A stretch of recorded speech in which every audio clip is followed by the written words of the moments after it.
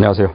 자, 이 시간에는 우리 이제 학문적인 그런 측면에서 윤리를 이제 두 가지를 다른 관점에서 분류를 해보자면은, 이런 내용이 있죠.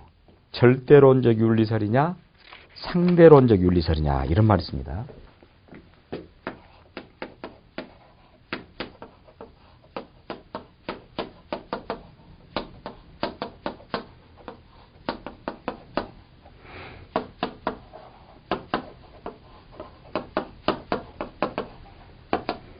이 말이 있는데 아주 쉽게 이해할 수 있는 내용이죠. 절대론적 윤리설이라는 것은 시공을 초월해서, 시간과 공간을 초월해서 어떤 곳에든 적용할 수 있는 윤리. 우리 앞서 제가 이제 졸렌이라는 말을 했지만, 졸렌.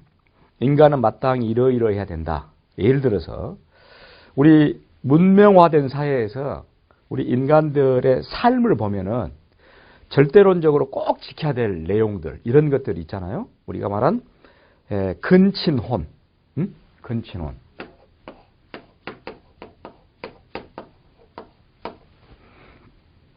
또 부모와 자식 간의 어떤 관계, 부자간. 또 스승과 제자, 사제간.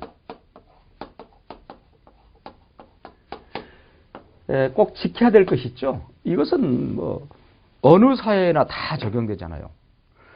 대한민국 사회나 또 미국 사회나 일본 사회나 어떤 사회나, 물론 이제 이 상대적으로 이제 다른 부분, 이제 물론 상대론 윤리설에서 나오겠지만은, 예를 들어서 근친혼이란 건 물론 근친혼 하지 말라는 것입니다. 지금 이것은 근친혼이란 것은, 자, 우리나라는 현재 여러분들 이제 아예 법제화 되어 있는데 동성, 동본, 8촌 이내에는 결혼을 못하게 돼 있어요. 그러면 근데 근친혼이라는 것은 여러분들 아마 그 영화 글래디에이트라고 봤습니까? 글래디에이트, 예, 검투사. 거기 보면은 그 영화 첫 장면 맨 처음 시작할 때 그 머리카락 하얗게 휘날리는 로마의 황제가 나와요. 그 사람 그 유명한 명상록을 쓴 마르쿠스 아울렐리우스라는 황제입니다.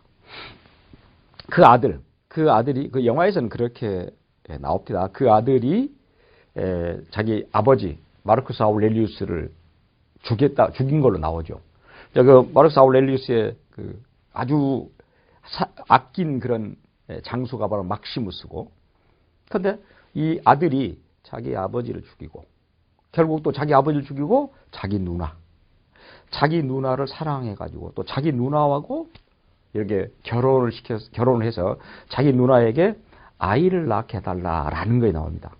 결국은 이제 여기서 말하는 그 황제는 아주 그 전형적인 비윤리적인, 비도덕적인 황제로서 결국 마지막에 이제 막시무스에게 이제 죽고, 막시무스도 죽잖아요. 이제 거기에. 자, 보세요. 그 로마 시대는 BC, AD 왔다 갔다 하는, 지금으로부터는 2000년 이상 전 시대잖아요. 그때도 보면 그런 근친혼을 시도했던 그 황제. 과거에 여러분들 황제들을 뭐 우리나라도 왕조사했습니다만은 자기가 원하면 다 여자를 취할 수 있잖아요. 그러나 취해서는 안 되는 여자, 해서는 안 되는 여자, 그런 거 있잖아요. 이것은 동서양을 막론하고 하지 말라는 것이야. 그렇게 딱 아주 절대론적으로 지켜질 것. 부자 간에 해서는 안 될 일들. 부모와 자식 간에. 뭐 자식이 가끔 부모를 못되게 하고 부모를 두들겨 팬다든지, 심지어 부모를 죽이기까지 하는 그런 경우도 있잖아요. 그것은 동서양을 막론하고 그렇게 하지 말라라는 것이고, 사제지간에, 스승과 제자 간에도, 제자가 스승을, 물론 이제 뭐 아주 동양하고 서양하고는 기본 원칙은 같겠지만은 동양이 더하죠. 뭐 스승의 그림자는 밟지도 마라, 이런 말 하잖아요. 자, 그러듯이 근친혼하지 말라. 근친혼. 부자지간에 지켜야 될 내용, 사제지간 지켜야 할 내용. 그것은 동서양을 막론하고 과거나 현재나 간에 시공을 초월해서 꼭 해야 될 것이 있습니다. 절대 불변. 아주 인간의 의지를 초월하여 이미 주어진 절대 불변의 것, 꼭 지켜야만 되는 것, 이런 것들을 지키자, 해자. 당위적으로 해야 할 법칙이 있다. 아까 존레이란 말 했지만 그것이 윤리다. 라고 보는 것이 절대론적 윤리설이다. 라고 말하죠. 특히 이제 소크라테스 같은 사람이 BC 5세기 사람입니다만은 그 당시에 이제 아테네의 그 타락상을 보고 이런 내용을 말하잖아요. 그러니까 인간은 반드시 지켜야 될 내용이 있다. 그 내용을 꼭 지켜야 된다. 이게 바로 우리 인간이 태어날 때 선천적으로 우리 인간으로서 지켜야 될 그런 윤리 도덕은 반드시 지키자. 어떤 곳에서든지 어떤 상황에서든지 라고 말할 때 그걸 절대론적 윤리설이라 라고 말합니다.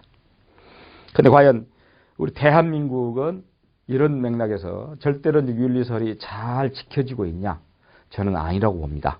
사실은 특히 우리 한국을 망치고 있는 정말 그 절대론적 윤리설이라는 측면에서라도 한국을 망치고 있는 주범, 저는 정치인이라고 생각해요.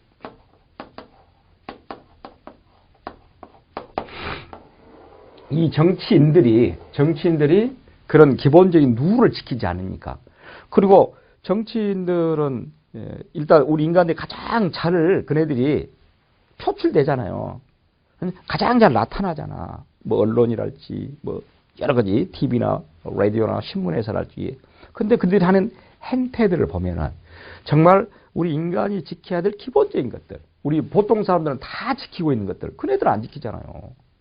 그래서 비판하는 것이죠. 그리고 여러분들은 정치가 제대로 되면은 경제가 제대로 되는 것입니다. 근데 경제인은 또 어쩌냐? 정치인하고 경제인이 결탁돼 있어도 이게. 그래서 대한민국 사회 자체가 이네들에 의해서 정말 표현이 좀 그렇습니다만은 나락의 길로 빠지고 있다는 것이야. 그러기 때문에 정말 절대 불변의 이런 윤리, 도덕, 그것이 이네들에게 더욱 필요하다라는 것이죠. 사실은. 물론 이제 이 윤리라는 것은 아까 제가 말했습니다만은 꼭 지켜야 될, 정말 시공을 초월해 지켜야 될 것이 있는 건 분명해요. 그러나 제가 말했죠. 이것은 시대와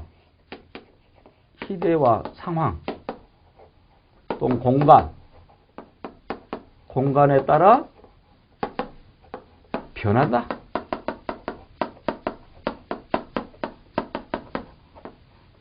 이것은 상대론적 윤리설이라고 말하죠.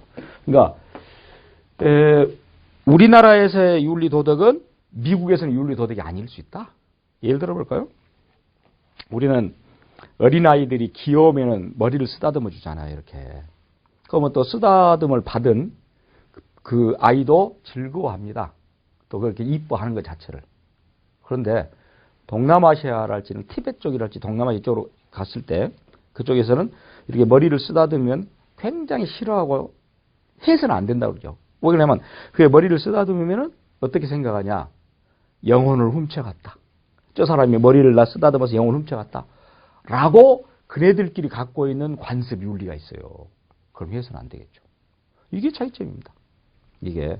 그러니까 또 일례로 여러분들 2002년 우리나라 월드컵을 했죠. 2002년에.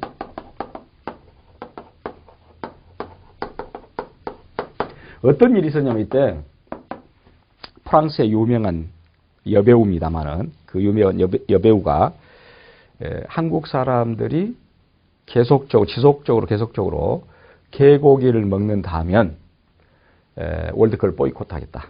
BB라는 여자, 브리지트 바르도라는 여자인데 그래서 실제 한국으로 편지를 썼죠. 물론 그것은 뭐 그 사람을 비난한다거나 그런 것보다는 제가 볼 때는 그 여자 배우가 한국의 문화를 모르는 것이에요. 또 한국 문화에 의해 형성된 윤리 도덕을 모르는 것입니다. 한국의 문화, 한국의 또 윤리, 이것은 개고기는 식용으로 먹는다라는 문화가 돼 있어요. 그러면은 우리나라가 개고기를 먹는다, 그걸 비난받는다? 프랑스는 말고기를 먹는답니다. 말고기를 사고 팔아요. 그러면 생각할 때 말고기를 사고 파는 것이 더 야만적이냐, 더 비난할 것이냐, 개고기가 더 비난받을 것이냐? 그것은 그 나라의 문화예요. 심지어 뭐 달팽이 고기까지도 먹잖아요. 그게 그러니까 문화가 상대적이라는 것은 윤리 도덕도 상대적이라는 것이에요. 다를 수가 있다는 것이지.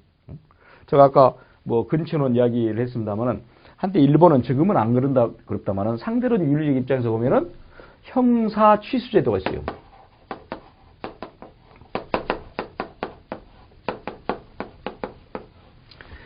이 말입니다. 형이 죽으면 형이 죽으면 형수를 취한다. 이거 취수제도거든. 우리가 볼 때는 대표적인 어떤 근친혼이랄지 이런 것으로서 상상할 수 없는 얘기잖아요. 아니 실제 지금도 지금 이 21세기 이 후한한 세상에서도 티베트 쪽에 여러분들 보면 차마고도라는 어딘가 히말라야 산에 그런 길이 있잖아요. 많은 길을 며칠을 가서 뭡니까 우리 산양의 등에다가 차를 싣고 또 와서 소금을 바꿔오고 생필을 바꿔오고 그러잖아요. 그런데 이제 가다 보면은 죽은 경우도 있어요. 그러다 보니까 한 여자를 형과 동생이 같이 공유하는 것, 같이 결혼하는 것이에요. 우리가 볼 때는 그건 정말 맞지 않잖아요. 그걸 있을 수가 없는 일이지, 그것은. 우리가 볼 때는 그건 정말로 아주 비도덕적, 비윤리적이라고 하죠. 그런데 있다는 것이니까. 그게 뭡니까? 그게 상대론 윤리설이에요. 다르다는 것이야, 이것은. 그러니까 상대론 윤리설이라는 것은 앞서도 말했던 절대론적과 달리 인간의 사회생활을 통해서 형성되어 윤리라는 것은 역사적 산물이다. 라는 것. 그러니까 우리가 생각할 때는 비도덕적이지만 그들이 생각할 때는 도덕이다, 윤리다. 이렇게 보는 것이에요. 물론 이제 이런 것들은 일찍이 아테네의 소피스트들이 했던 상대론적 윤리설, 또 상대론적 진리관 이런 것들이 이제 기원이 되고 특히 오늘날 미국을 끌어가고 있는 대표적인 사고방식 실용주의라고 했죠. 프래그마티즘. 실용주의도 철저하게 상대론적 윤리설입니다. 그러니까 어제의 윤리가 오늘은 윤리가 아닐 수 있다는 것. 오늘의 윤리가 내일은 또 윤리가 아닐 수 있다는 것. 이렇게 바뀌는 것. 그리고 제가 아까도 말했지만은 과거에는 결혼했고 이혼하게 되면 굉장히 비난의 대상이 되고 아주 사회에서 형편없는 사람이 됐잖아요. 근데 오늘날 또 어떻게 합니까? 이혼하고 또 재혼한 것도 능력이다. 이렇게 가고 있잖아요. 그러니까 그런 것을 볼라치면은 윤리라는 것은 아까 말했지만 정말로 시공을 초월해서 반드시 지켜야 될 그런 윤리가 있는 것은 분명합니다. 아까 말한 아주 이제 절대론적 윤리설은 이 범위가 최소화됐다. 이렇게 말할 수 있어요. 그러니까 아주 기본적인 것. 그것은 어느 곳에서도 지켜야 될 것. 아까 말한 부모와 자식 간의 부자지간. 이런 꼭 지켜야 될 내용들. 그런 것들이 꼭 아주 적은 분야겠죠. 그것은. 그러나 오늘날에 와서는 시대 상황이 급변하기 때문에 역시 윤리도 시대와 상황과 공간에 따라서 변할 수 있다. 그러니까 지금 현재는 뭐 이 절대로 윤리설하고 상대 윤리설이 어떤 것이 더 우위에 있냐? 그건 아닙니다. 그건 아니지만은 실제로는 지금 훨씬 상대론적 윤리설이 더 먹혀 들어가고 있다라고 볼 수 있죠. 그러니까 그 사회에서, 그 시대에서, 그 상황에서 윤리다 그러면 지켜야 되는 것이다 그 말이죠. 그러니까 그처럼 이제 이 시대의 변화에 부응할 수 있는 그런 부분이 되겠죠. 저는 그러니까 이 우리나라도 지금은 거의 뭐 서구화돼 있다, 서양화돼 있다라고 이 얘기를 합니다. 여러분 보세요. 이제 우리나라하고 또 일본하고 다른 점 보면은 자, 한국하고 상대론 윤리 입장에서 지금 이야기합니다. 한국은 여러분들 보세요. 자, 아버지 앞에서 자식이 담배를 피운다. 가능합니까? 담배가? 우리나라에서 이 아버지 앞에서 자식이 담배를 피운다? 안 되잖아요. 그래도 또 우리나라 앞에서는 아버지 앞에서 자식이 술을 마신다? 이건 어쩝니까? 이것도 가능하잖아. 이건 담배를 못 피워도. 그래서 실제 우리나라는 뭐라고 합니까? 술은 부모 앞에서 배워라. 또 이렇게 말하죠. 근데 담배는 부모 앞에서도 왜 안 배웁니까? 그것이 한국의 윤리고 문화, 도덕이라는 것이죠. 일본은 어쩔까? 일본은 반대답니다. 일본은 아버지 앞에서 자식이 담배는 피울 수 있어. 담배는 이렇게. 그런데 또 술은 못 마셔. 술은. 벌써 이게 뭐 음식을 놓고 일본하고 우리나라가 이렇게 다르다니까. 그러니까 우리나라에서는 담배는 우리나라에 지켜야 할 윤리고 일본에서는 술이 일본에 지켜야 할 윤리다는 것이죠. 이렇게 가장 가까운 나라, 비근한 예로 가장 가까운 1시간도 안 걸리면서 갈 수 있는 나라인데 이렇게 문화가 달라. 이렇게 윤리 도덕이 달라. 이걸 뭐라 그래요? 이걸 상대론적 윤리설이라고 말하죠. 그러니까 그것이 그 사회에서 또 그것이 필요하다. 꼭 필요한 윤리다, 도덕이다. 그러면 그 나라에서 지키자는 것이지. 지금은 이제 프랑스 대통령에서 나왔습니다만은 사르코지라는 프랑스 대통령이 있어요.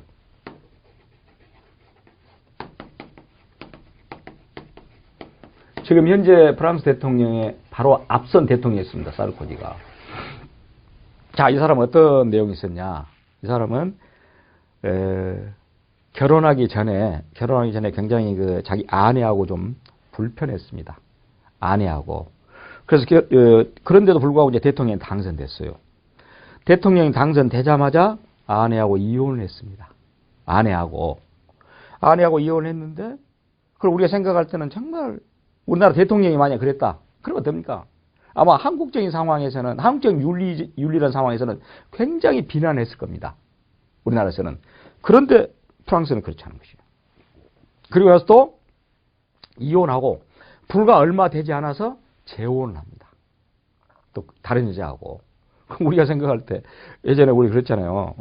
정말 요즘은 안 그럽니다. 요즘은 과거의 법률에서는 여러분들 과거의 법률에서는 이혼하고 나서 민법에서 적어도 6개월 이전에는 재혼을 못 하겠어요. 예전에는 그 딱 법률로 돼 있어요. 지금은 안 그래요. 오전에 이혼하고 오후에 재혼해도 됩니다. 과거에 이제 그렇게 하게 된 이유는 이혼하고 나서 6개월 이후에 못하게 한 이유는 만약에 6개월 이전에 결혼했는데 아이를 임신했다. 그럼 그 아이가 누구 아이냐라는 것을 분별을 못했다는 것이야. 근데 지금은 DNA 기술이 발달했어요. 역시 이제 시대가 바뀌니까 그런 것이야. 그래서 오전에 이혼하고 오후에 재혼할 수 있다니까. 지금. 그런데도 불구하고 우리나라 만약에 지도자가 대통령이 그러니까 사르코지처럼 그렇게 했다. 그럼 어떻게 하겠어요? 정말 비난의 대상이죠. 이게 이제 다른 것이야. 이게. 다시 얼마 되지 않아서 재혼했다니까. 이게 프랑스 같은 나라는 어떻게 생각할까? 정치와 개인적인 사생활은 분리시킨다는 것이야. 이게 이제 상대론적 윤리설이에요. 자, 우리나라가 여러분 청문회를 많이 하잖아요. 청문회를 하면 어떻게 합니까? 우리나라 윤리입니다. 지금 우리나라 윤리. 청문회를 하게 되면은 청문회라는 것은 그 사람의 실무적인 능력이랄지 그 사람 개인이 갖고 있는 도덕성이랄지 윤리성이랄지 이걸 따져본 게 청문회예요. 그런데 우리나라 같은 경우는 개인의 능력도 당연히 보겠지만 좀 그건 뒷전이야. 그 사람의 도덕성, 윤리성 거기에 국한되지 않아. 그 사람 아버지가 어떻게 했는가. 그 사람 할아버지가 어떻게 했는가. 또 그 사람 아들이 어떻게 됐는가. 그 사람 자체가 문제지. 그러니까 서양에서는 그 사람 자체만을 따진다는 것이야. 근데 우리나라 어쩝니까? 우리나라는 뭐 조상 3대까지 들이파가지고만 하잖아요. 그게 우리나라 윤리야. 또 왜 그러냐면 우리나라에서는 그 아버지를 보면 그 아들을 알 수 있고 그 엄마를 보면 그 딸을 알 수 있다라는 정말 묘한. 근데 뭐 가정교육과 거기에 포함되겠지만은 그런 걸 적용하는 그런 윤리 도덕이라는 거지. 미국은 여러분들, 저는 미국을 좋아한 건 아닙니다. 미국 같은 데 이렇습니다. 대통령 후보로 나온다든지 뭐 이렇게 청문회 대상이 된다든지 이렇게 했을 때 어떻게 하냐? 그 사람이 지금부터 10년 전에 어떤 행위를 10년 안에 어떤 행위를 했는가? 어떠한 윤리 도덕적으로 문제가 있는가? 그것만 따져요. 예를 들어서 오바마 대통령 됐죠? 또 그 전에 부시도 대통령 했죠. 그네들은 전부 어떻게 했냐? 그들은 10년 훨씬 이전에 10년 뭐 대학 다닐 때랄지 이럴 때 그네들은 마약도 했어요. 근데 미국에서는 그건 용서해요. 왜? 이미 그건 과거의 일이다. 지금부터 10년 전 이 안에 그네들이 어떤 행동을 했는가 역시 다르죠. 그렇게 그네들이 갖고 있는 윤리 도덕의 기준, 우리가 갖고 있는 윤리 도덕의 기준 다르잖아요. 그걸 뭐라고 그래요? 그걸 상대론적 윤리설이다라고 역사적 산물, 시대적 산물이라는 것이지. 그것이 또 다른 점이에요.